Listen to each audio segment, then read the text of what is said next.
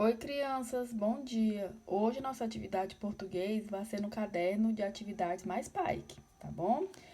Antes da tia começar a explicar a atividade de hoje, eu gostaria de pedir a vocês que assistissem esse vídeo até o final, tá?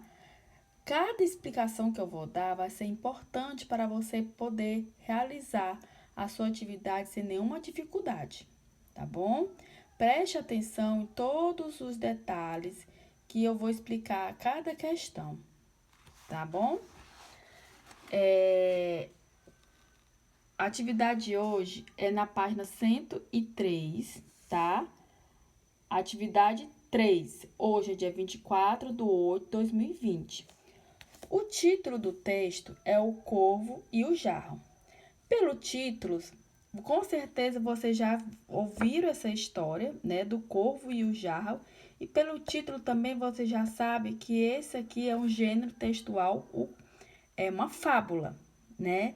E vocês sabem que uma fábula, ele é um texto narrativo, porque tem um narrador falando, mas ao mesmo tempo também é um, os personagens também entram na história, né? E falam entre si.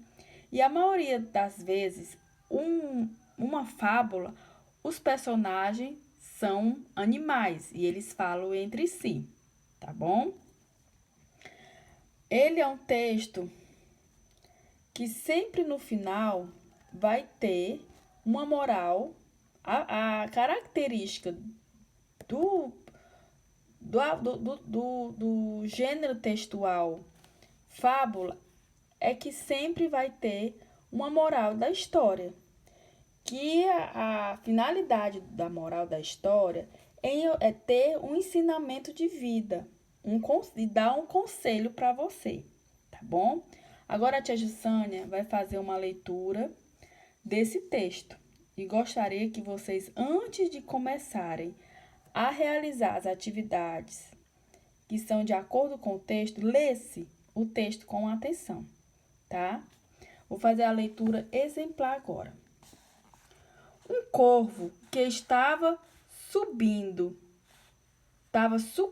de sede, viu lá do alto um jarro e, na esperança de achar água dentro, voou até lá com muita alegria.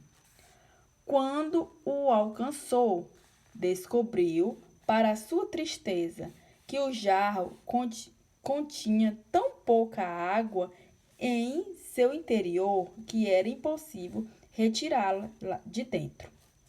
Ainda assim, ele tentou de tudo para alcançar a água que estava dentro do jarro. Mas com seu bico era curto demais, todo o seu esforço foi em vão. Por último, ele pegou tantas pedras quanto podia carregar e uma a uma colocou-as dentro do jarro.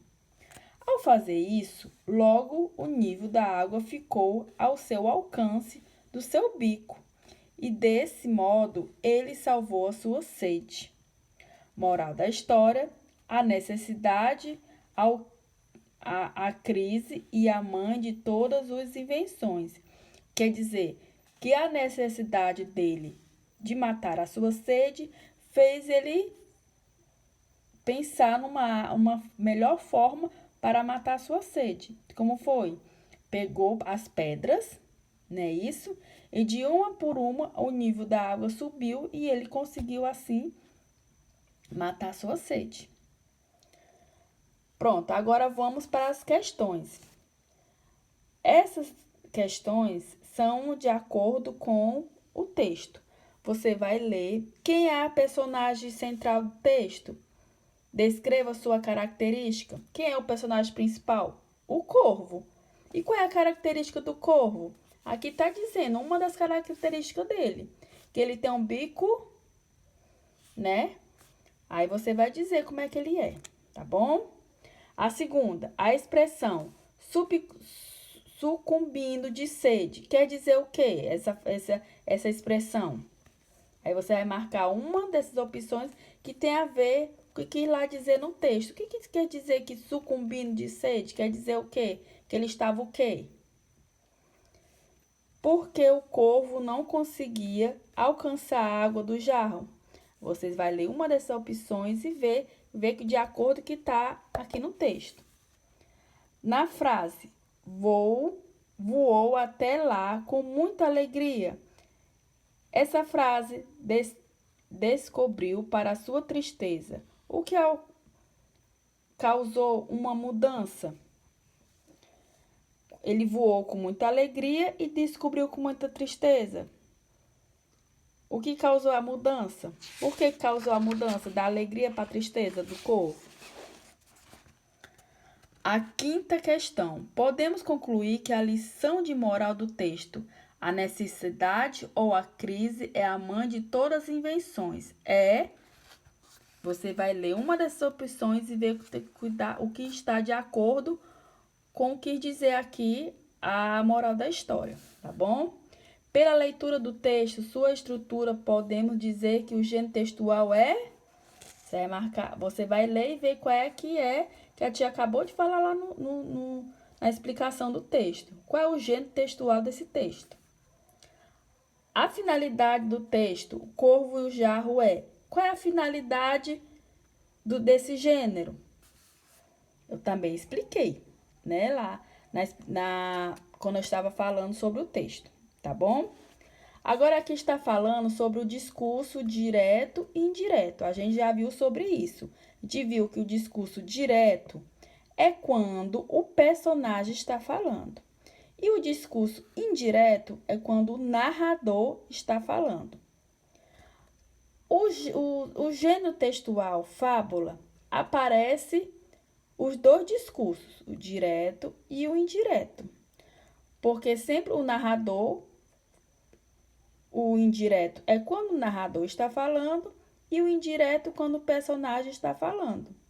Nessa fábula específica, o jarro o corvo e o jarro, ele é só indireto, porque é só o narrador que fala. Mas tem texto, tem fábulas que aparecem os dois discursos, tá bom? O discurso direto é quando o personagem fala e o indireto é quando o narrador está falando. A oitava questão está pedindo para você marcar em qual das frases abaixo há um discurso indireto. Indireto, mais uma vez, é quando o narrador está falando. Qual é dessas frases? Da A, da B ou da C? Que é um discurso indireto, quando o narrador está falando?